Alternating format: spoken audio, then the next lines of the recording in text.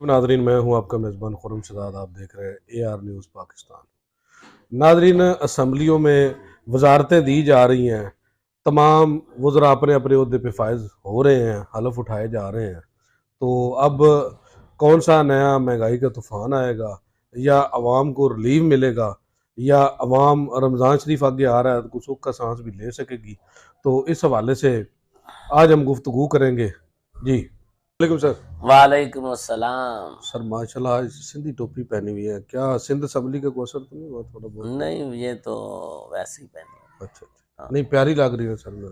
बस तो आपकी दुआ है। और नीचे तकिया भी टोपी के साथ की रखा हुआ मिला हुआ रखा हुआ है ना। है।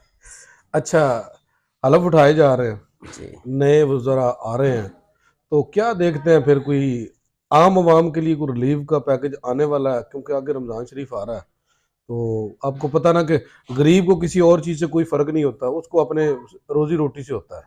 तो बड़े वुज़रा चाहे उनको ओहदे इससे चाहे 4 गुना और भी मिल जाएँ, तो इस चीज़ से लोगों को कोई फ़र्क पड़ने वाला नहीं।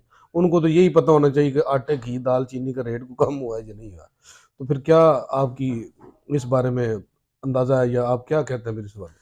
बिस्मिल्लाहिर्रहमानिर्रहीम। अस्सलातु वस्सलाम अलैका या सय्यदी या रसूल अल्लाह व अला आलिका व अस्हाबिका या नूर अल्लाह।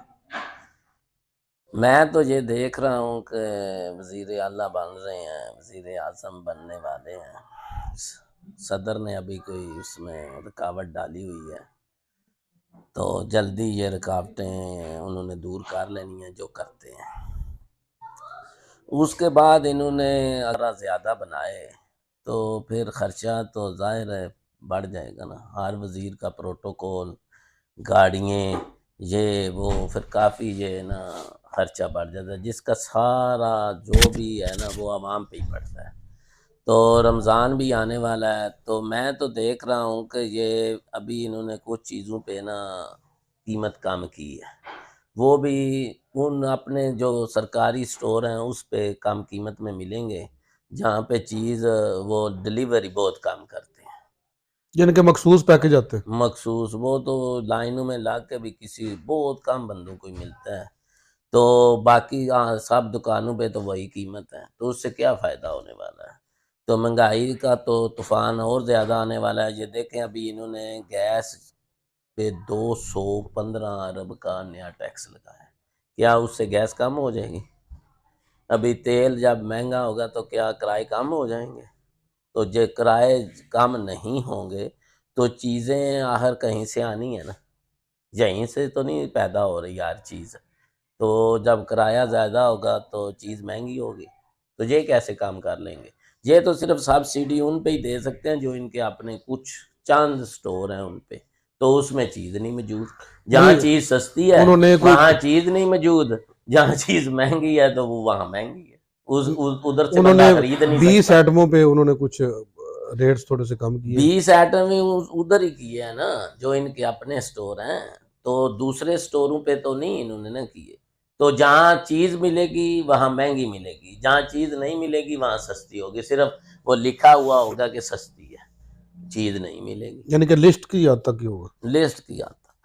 और तो अमल तो पहले भी आप ये अब तो नहीं गवर्नमेंट में आ रहे। ये जो गवर्नमेंट अब बन रही है, जो अभी बन रही है, सिर्फ़ एक जो मिल के बना रहे हैं, एक 45 साल से गवर्नमेंट में आती रही है, तो दूसरी 35 साल से आती रही है। ये आज तो नहीं बन रही, यानी कि पीछे से चली आ रही है। पीछे से चली आ रही है। अच्छा, एक और बताएं कि जजेस या इसमें कुछ हिस्सा लेके कुछ थोड़ा सा आवाम के लिए कुछ सोच सकते हैं या कुछ कर सकते हैं? जजेस ने क्या सोचना है? अभी जजेस ने आपको पता ही है पिछले दिनों जो फैसला आया है, तो उसमें जजेस कैसे फैसले कर रहे हैं, जिससे मुसलमानों में काफ़ी गुस्सा गम पाया गया है। हम्म। तो मैंने भी पिछली दफ़ा ना एक थोड़ा-सा इंटरव्यू में थोड़ी-सी गलती मुझसे हो गई थी, तो मेरे उलामा साहब ने उसकी निशानदेही की। तो मैं उनका शुक्रिया अदा करता हूँ, क्योंकि मैंने कह दिया था कि वो काफ़िर जो है ना, वो पाकिस्तान में काफ़िर बन के तबलीग कर सकते हैं। लेकिन वो ऐसे नहीं है। मैं थोड़ी-सी उसमें वज़ाहत कर दूँ कि जो काफ़िर है ना, हम्म। वो काफिर बन के काफिरों को ही तबलीग अपने उधर जो मुसलमानों के मुल्क हैं उसमें नहीं कर सकते। यानी कि अपने मुल्क में कर सकते हाँ, उधर काफिरों में करें, मुसलमानों में नहीं कर सकते, क्योंकि हमारे आईने में है, इससे फसाद भी पैदा होने के चांस होते हैं। मसलन आप कोई काफिर आगे किसी मुसलमान को कुछ कहे, तो वो आगे से फसाद हो सकता है। यानी कि कादियानी, यानी कि जब वो भी काफिर हैं, तो वो अगर किसी को अपने नबी का पैगाम देने लगे, तो इससे फसाद होगा कि नहीं? ये उससे फसाद ज्यादा तो होंगे। उससे तो मेरा ख्याल है मुसलमान उसको नहीं छोड़ेंगे। तो उससे फिर अच्छी बात है यही है कि अगर फसाद ना करना हो, तो चीफ जस्टिस साहब को भी ऐसा नहीं करना चाहिए था जो उन्होंने फैसला किया है। यानी कि हंगामा राय बढ़ेगी। हाँ, उन्होंने भी देखा, उन्होंने वजाहतें कुरान मजीद से आगे करनी शुरू कर दी कि कुरान मजीद में ये आया है कि अल्लाह रब्बुल आलमीन है, नबी करीम सल्लल्लाहु अलैहि वसल्लम रहमतुल लिल आलमीन है। तो ये किसको नहीं पता वो रहमतुल आलमीन नहीं है। तो लेकिन आपने भी तो काफिरों से जंगें की हैं ना, तो फिर जंग क्यों की है? जो सब नहीं, के लिए रहमत थी, तो जंग तो फिर की है आपने। बिल्कुल बिल्कुल। तो जैसे आपको मैं बताऊं, बारिश रहमत है, बारिश रहमत। कहते हैं, सब कहते हैं कि रहमत है, मैं भी कहता हूँ रहमत है, बारिश रहमत है। लेकिन अगर वो कहीं कूड़ा किरकट पे बारिश होती है, तो उधर से बदबू आती है। तो अगर कहीं फूलों पे होती है, तो उधर से खुशबू आती है। लेकिन है बारिश रहमत।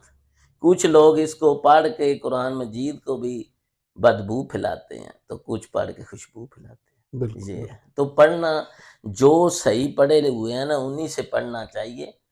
खुद ब खुद नहीं आदमी पढ़ सकता। ऐसे खुद ब खुद अगर पढ़ सकता है, तो जब बंदा एफएससी कर लेता है, तो डॉक्टर उसको घर में ही बन जाना चाहिए। अभी तो उसको सारा इल्म हो गया है ना, आप प्रैक्टिकल की जरूरत ही नहीं। प्रैक्टिकल की ज़रूरत नहीं। ये उस्ताद का होना ज़रूरी है, टीचर का होना, इसीलिए टीचर की बड़ी एहतराम है, उसकी बड़ी रिस्पेक्ट है, क्योंकि उससे ही बंदा पढ़ सकता है। जी। तो मैं समझता हूँ कि ऐसे फैसले भी नहीं करने चाहिए, जिससे अवाम में और मुसलमानों में काफ़ी गुस्सा आए और मुल्क की हालात ख़राब हों।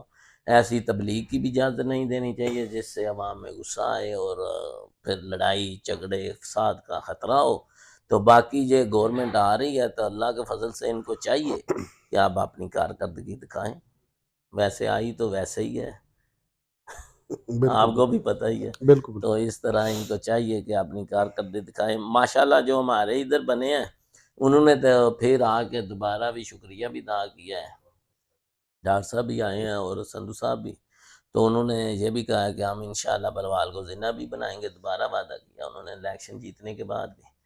तो उसके अलावा उन्होंने कहा कि हम इसको सारा सीवरेज, नालियाँ, ये सब कुछ पूरे अपने हल्के का इंशाल्लाह ठीक कर देंगे। तो ये खुशाइन बात है। फिर भी आगे उन्होंने किया, आगे जो लोगों का काम, जो उनको याद दिलाते रहें, तो अल्लाह के फजल से वो कर दें।